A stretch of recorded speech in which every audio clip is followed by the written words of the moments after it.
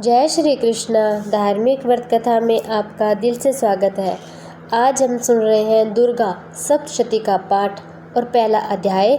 नवरात्रि में दुर्गा सप्तशती का पाठ पढ़ने से बड़ा ही शुभ और महत्व है, इसीलिए हम सभी सुन रहे हैं सप्तशती दुर्गा का पाठ पहला अध्याय। आप सभी को नवरात्रा की बहुत बहुत शुभकामनाएं। माता रानी आप सभी की मनोकामना पूरी करे।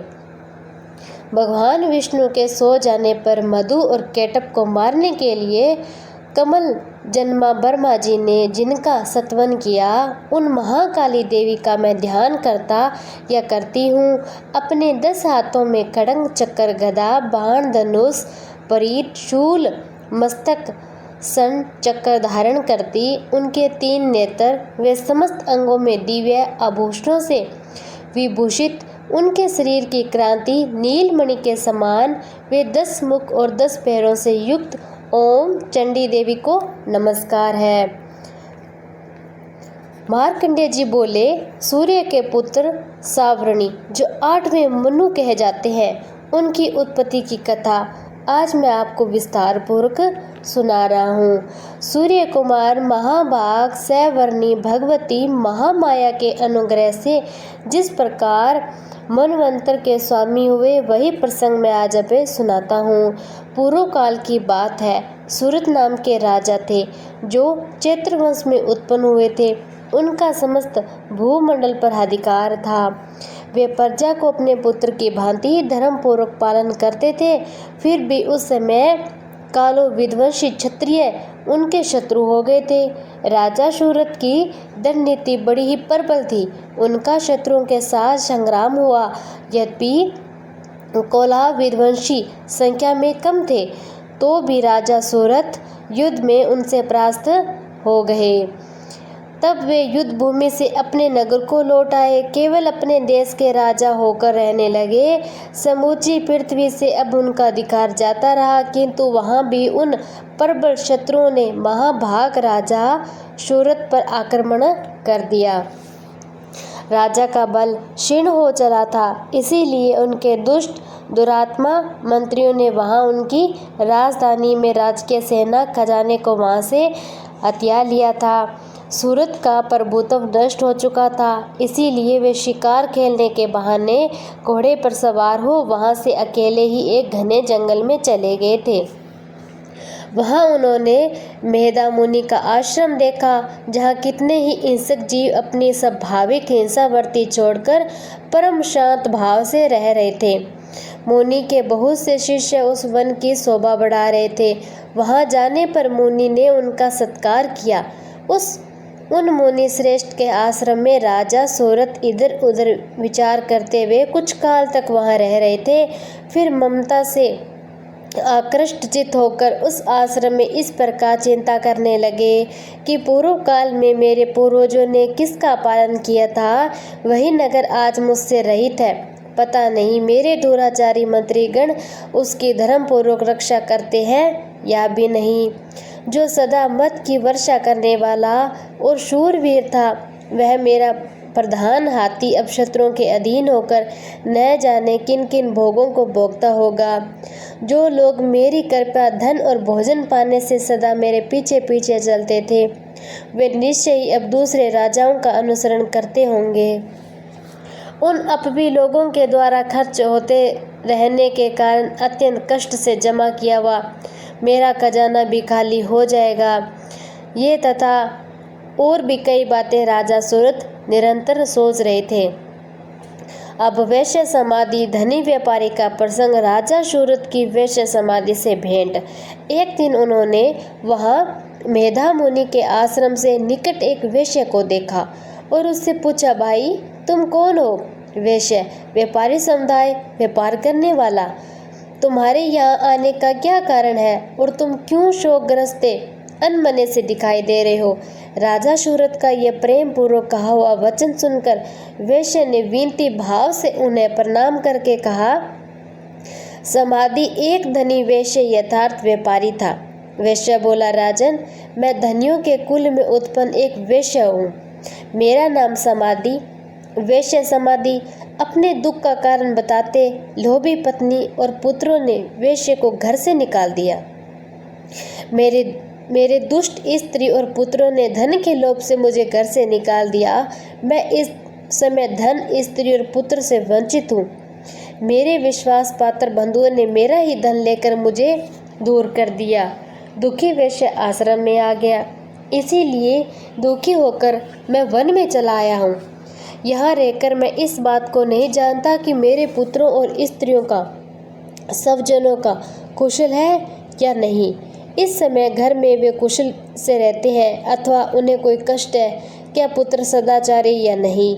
वे मेरे पुत्र कैसे हैं? क्या वे सदाचारी हैं अथवा दुराचारी हो गए हैं?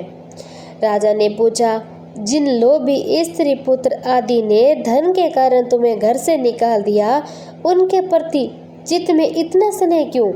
वैश्य बोला, आप मेरे विषय में जो बात कहते हैं वह सब ठीक है। यथार्थ जिन लोभी रिश्तेदारों ने वैश्य को धन के लोभ में घर से निकाल दिया था, उनके प्रति मन में स्नेह के विचार क्यों आ रहा है? किंतु क्या करूं? मेरा मन निठुरता नहीं धारण करता। जिन्होंने धन के लोभ में पकड़कर पिता के प्रति स्नेह, पति के प्रति प्रेम तथा आत्मजन के प्रति अनुराग और तिलाजली से मुझे घर से निकाल दिया था, उन्हीं के प्रति मेरे हृदय में इतना स्नेह है। महामते गुणहीन बंधुओं के प्रति भी जो मेरा चित्त इस प्रकार प्रेम मगन हो रहा है, क्या ये इस बात को मैं जान नहीं पाता, जिनके लिए लंबी सांसें ले रहा हूँ। मेरा हृदय अत्यंत दुखी हो रहा है। उन लोगों में प्रेम सर्वदा अभाव है, तो भी उनके प्रति मेरा मन निठुर नहीं हो पाता। इसलिए मैं क्या करूं? मार्कंडेय जी कहते हैं, राजाओं में श्रेष्ठ सूरत और समाधि नामक वेश्य दोनों साथ साथ मेधा मुनि के सेवा में उपस्थित हुए। राजा और वेश्य मुनि को प्रणाम करते हैं। उन्हें प्रणाम करके उनके सामने बैठ गए। उसके बाद वेश्य राजा ने कुछ वार्तालाप आरंभ की। राजा और वेश्य अपनी चिंता मेधा मुनि को बताते हैं। राजा ने कहा, हे भगवान, मैं आपसे एक बात पूछना चाहता हूँ, उसे आप बताइए। राजा पूछते हैं, जो राज्य चला गया उसके प्रति चिंता क्यों हो रही है? मेरा चित्त अपने अधीन न होने के कारण वह बात मेरे मन को बहुत दुखी देती है। मुनि श्रेष्ठ, जो राज्य मेरे हाथ से चला गया उसमें उनके संपूर्ण अंगों में मेरी ममता बनी हुई है, और वेश्य को लोभी रिश्तेदारों ने स्नेह क्यों? यह जानते हुए अब मेरा नहीं, अज्ञानी की भांति मुझे उनके लिए दुख होता है। क्या यह वेश्य भी घर से अपमानित होकर आया है? इसके पुत्र स्त्री इसको पकड़कर घर से बाहर निकाल दिया, फिर भी इसका मन चिंता में। आखिर क्यों? सब जनों ने इसका परित्याग कर दिया, तो भी इसके हृदय में उनके प्रति अत्यंत स्नेह है। इस प्रकार तथा हम दोनों ही बहुत दुखी हैं, जिसमें प्रत्यक्ष दोष देखा गया है। इस विषय के लिए हमारे मन में ममता जनित आकर्षण पैदा हो गया। महाभाग, हम दोनों समझदार, तो भी हमसे ये मोह पैदा हुआ। ये क्या है? पुरुष की भांति मुझ में इतने मूर्ता प्रत्यक्ष दिखाई देती है। भगवती महामाया की महिमा मेधा मुनि राजा मनुष्य को प्राणियों के मोह के बारे में बताते। तब ऋषि बोले, हे महाभाग, विषय मार्ग का ज्ञान सब जीवों और प्राणियों के विषय में अलग अलग है। इस प्रकार विषय भी सबके लिए अलग अलग है। कुछ प्राणी दिन में नहीं देखते, दूसरे रात में नहीं देखते, तथा कुछ जीव ऐसे होते हैं जो दिन और रात्रि में बराबर ही देखते हैं। ये ठीक ही मनुष्य समझदार होते हैं, किंतु केवल वे ही ऐसे नहीं होते, प्राणी भी मनुष्य की तरह समझदार होते हैं। पशु पक्षी मृग आदि सभी प्राणी समझदार होते हैं। मनुष्यों की समझ भी वैसी होती है जैसी एक हिरण और पक्षियों की होती है। प्राणियों की भी समझ मनुष्य के जैसी ही होती है, तथा जैसी मनुष्य की होती है वैसी उन मृग, हिरण, पक्षी आदि की अन्य बातें भी प्राय दोनों में समान। प्राणी और मनुष्य दोनों बच्चों के लिए मोह होता है। समझ होने पर इन पक्षियों को तो देखो, ये समय भूख से पीड़ित होते हुए मोहवश बच्चों की चोंच में कितने चाव से अन्न के दाने डालते हैं। नरश्रेष्ठ, क्या तुम नहीं देखते, ये मनुष्य समझदार होते हुए भी लोभवश अपने किए हुए उपकार का बदला पाने के लिए पुत्रों की अभिलाषा करते हैं।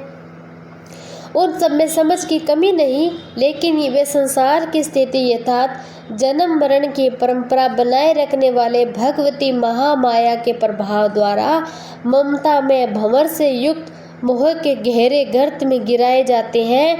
इसीलिए इनमें आश्चर्य नहीं करना चाहिए। जगदीश्वर भगवान विष्णु की योगेंद्री रूपा जो भगवती महामाया है, उन्हीं से ये जगत मोहित हो रहा है।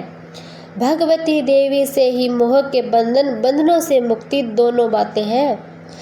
वे भगवती महामाया देवी ज्ञानियों के भी चित्त और बलपूर्वक खींचकर मोह में डाल देती है।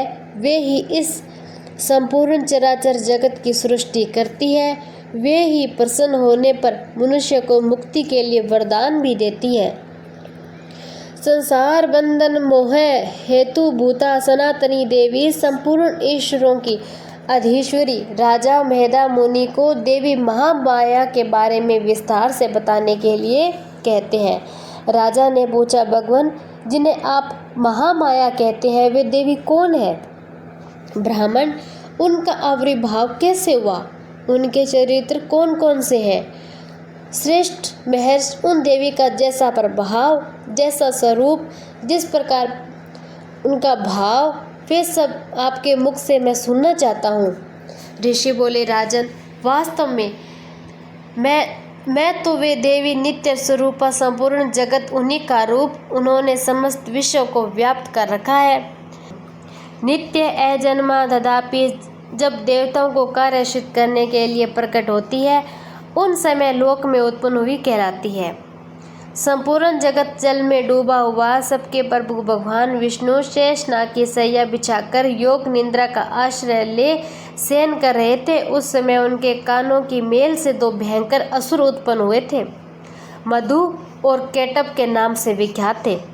वे दोनों ब्रह्मा जी का वध करने के लिए तैयार हुए।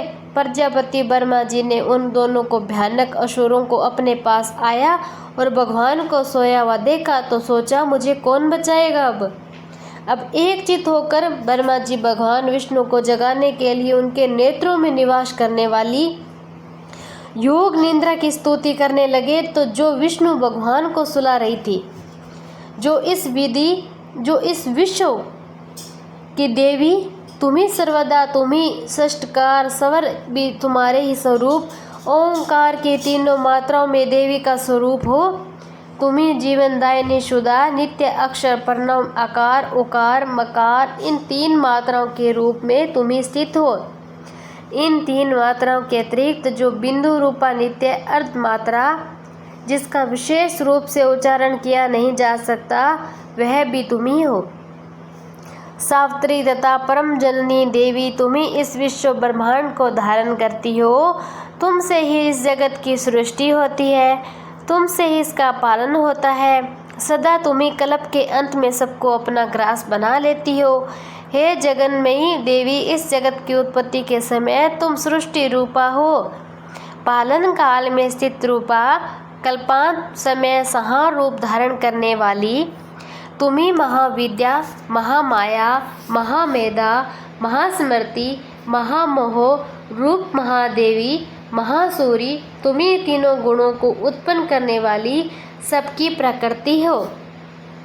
भयंकर काल रात्रि, महारात्रि, मोहरात्रि भी तुम्ही हो। तुम्ही ईश्वर, तुम्ही बोध स्वरूपा बुद्धि वाली हो। लज्जा, पुष्टि, सृष्टि, शांति, क्षमा भी तुम्ही हो। तुम खंडधारणी, शूलधारणी, घोर रूपा, गदा, चक्कर, शंख, धनुष धारण करने वाली हो।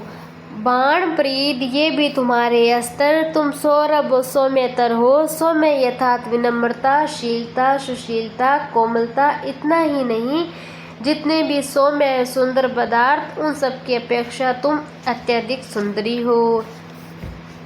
पर हो अपर हो, इन सब में परे रहने वाली परमेश्वरी भी तुम्ही हो। कहीं भी सत असत रूप से जो कुछ वस्तुएं, उन सब की जो शक्ति, वे भी तुम्ही हो। ऐसी अवस्था में तुम्हारी स्तुति क्या कहलाती है? इस जगत की सृष्टि, पालन और संहार करते उन भगवान को जब तुम्हें निंद्रा के अधीन कर दिया, तो तुम्हारी स्तुति करने में यह कौन असमर्थ है? मुझको भगवान शंकर यथार्थ भगवान विष्णु को तुमने ही शरीर धारण कराया। तुम्हारी स्तुति करने की शक्ति किस में है देवी? तुम तो अपने इस उदार भावों की देवता भगवान विष्णु को जगाने के लिए माँ भगवती से विनती करते हैं। ये जो दोनों असुर है ना, मधु और केटप, इनको मोह में डाल दो। हे जगदीश्वरी, भगवान विष्णु को शीघ्र जगा दो। साथ ही इनके भीतर इन दोनों असुरों को, मधु और केटप को मार डालने की बुद्धि उत्पन्न कर दो। ऋषि कहते हैं कि राजन, जब ब्रह्मा जी ने महामधु और केटप को मारने के लिए उद्देश्य से भगवान विष्णु को जगाने के लिए तमोगुण की अधिशास्त्री देवी योग निद्रा की इस प्रकार स्तुति की, तब वे भगवान के नेत्र, मुख, नासिका, बाहु, हृदय, वक्ष स्थल से निकलकर ब्रह्मा जी की सृष्टि के समक्ष खड़ी हो गई थी। योग निद्रा से मुक्त होने पर जगत के स्वामी भगवान जनार्दन उस एक वर्ण के जल में शेषनाग की सैया से जाग उठे थे। फिर उन्होंने उन दो असुरों को देखा। वे दुरा आत्मा मधु और केटप अत्यंत बलवान तथा पराक्रमी थे। क्रोध से आंख लाल किए वे ब्रह्मा जी को खा जाने के लिए उद्योग कर रहे थे। तब भगवान श्री हरि ने उठकर उन दोनों के हाथ साथ 5000 वर्षों तक केवल बाहु युद्ध किया था। वे दोनों भी अत्यंत बल के कारण उन्मत्त हो रहे थे। महामाया ने उन्हें मोह में डाल दिया और वे भगवान विष्णु से कहने लगे कि हम तुम्हारी वीरता से संतुष्ट हैं, तुम हमें लोगों से कोई वर मांगो।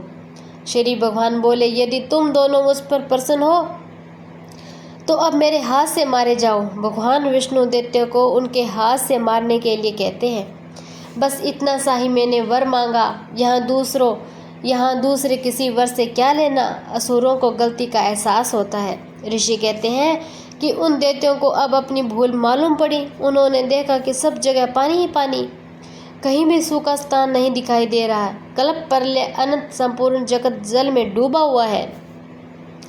तब कमल नयन भगवान ने कहा, जहाँ पृथ्वी जल में डूबी न हो, जहाँ सूखा स्थान हो, वह हमारा वध करो। ऋषि कहते हैं, तथास्तु कहकर शंख चक्र गदा धारण करने वाले भगवान ने उन दोनों के मस्तक अपनी जांघ पर रखकर चक्कर से उन्हें काट डाला।